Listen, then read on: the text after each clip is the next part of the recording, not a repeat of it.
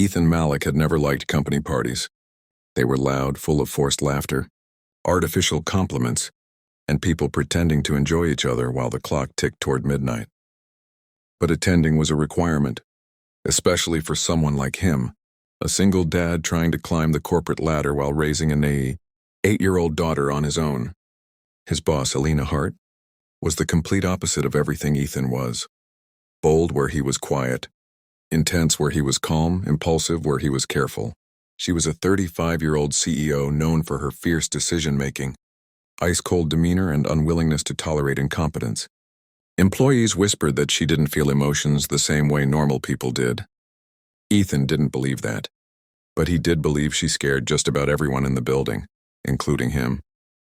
The night of the annual winter gala, the office was transformed into something luxurious. Snow-white drapes hung from the ceiling, chandeliers reflected golden light, and tables overflowed with expensive food none of the mid-level staff usually saw. Ethan wore the only suit he owned, a charcoal gray one he had purchased 5 years ago, back when his wife was still alive. He had taken extra care to polish his shoes and tuck in his shirt neatly because he knew impressions mattered. He had arranged for a babysitter for his daughter, nor promising he'd be home by 11. But as the evening dragged on, Alina made speech after speech, and the drinks kept flowing. Ethan mostly stayed near the walls, sipping his one allowed drink slowly. Around 10, the atmosphere changed. Music grew louder, ties loosened, and several senior managers clearly had too much alcohol. But no one surprised Ethan more than his boss. Alina Hart, the unshakable, intimidating CEO, was drunk. Not tipsy, not slightly loosened, but visibly, undeniably drunk. She stumbled when she walked, slurred when she spoke, and waved her empty wine glass at people as if she were conducting an orchestra with terrible rhythm. Ethan watched her from across the room, confused. He had never seen her laugh this hard, never seen her cheeks so flushed, never seen her human. At one point, she tapped him on the shoulder and nearly startled him into spilling his drink.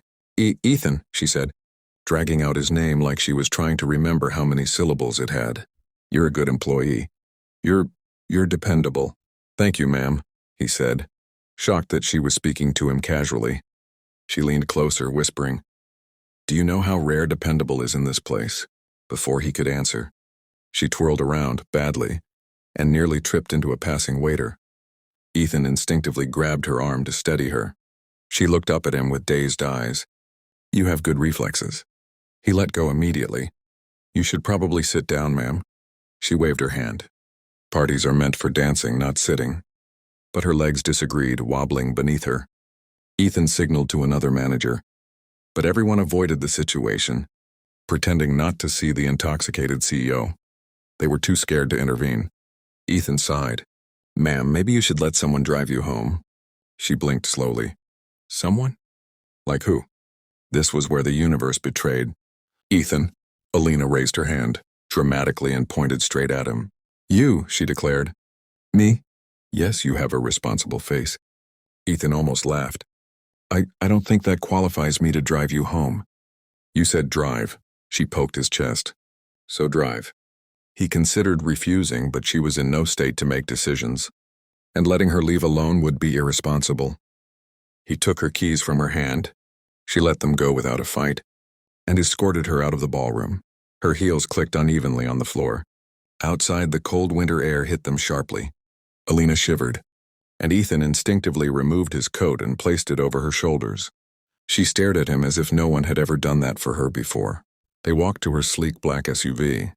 Ethan helped her into the passenger seat, making sure she buckled the seatbelt.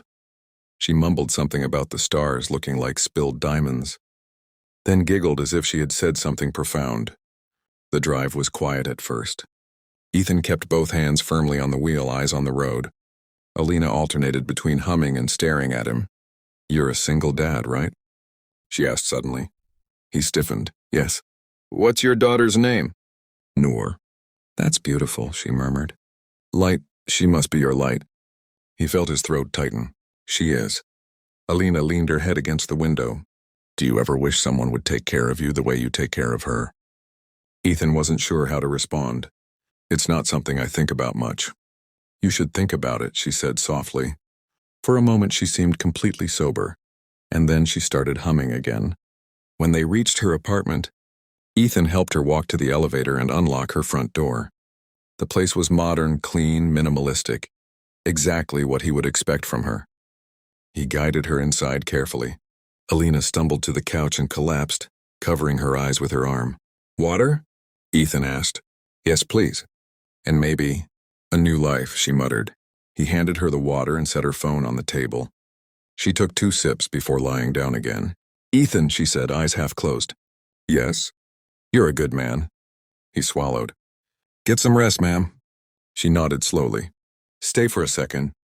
He paused, unsure, but she continued before he could object. "It's quiet here. Too quiet." He understood loneliness better than most, so he sat on a nearby chair for a minute. Alina drifted off, her breathing steadying. When she finally slept, Ethan quietly placed a blanket over her, wrote a note saying he'd locked the door on his way out, and slipped out of the apartment. He drove home, checked on Noor, and fell asleep wishing the night had never happened. Not because it was bad, but because he knew tomorrow would be complicated, and he was right. The next morning he arrived at the office early. The building felt unusually tense. Whispers spread like wildfire. "Did you hear? The CEO came in early." "I heard." She looked furious. Maybe she found out something from last night. Ethan felt a knot in his stomach. At exactly 9 a.m., his phone buzzed. Alina Hart. "My office. Now." He braced himself, walked in, and found her standing by the window, back turned to him. She spoke without looking at him. "Close the door." He did. Silence stretched painfully. Finally she turned. Her face was unreadable, but her eyes flickered with something he couldn't name. "Did I," she began, rubbing her forehead, "do anything inappropriate last night?" Ethan shook his head. "No, ma'am. You just needed a safe ride home. And you drove me." "Yes." "You stayed until I fell asleep." He hesitated. "You asked me to stay for a moment." She looked down, almost embarrassed. Ethan had never imagined she was capable of that expression. Then she walked toward him slowly. "Ethan," she said quietly. "Thank you." He blinked. "You don't need to thank—" "No," she interrupted. "I do." She took a breath, gathering herself. "No one has taken care of me in a very long time. Last night I was vulnerable, and you treated me with respect. You could have left me to embarrass myself. You could have taken advantage of the situation. You could have said no, but you didn't." Ethan didn't know what to say. Alina stepped even closer. "This morning, I remembered something else you did." "What?" "You gave me your coat." He flushed. It was cold outside.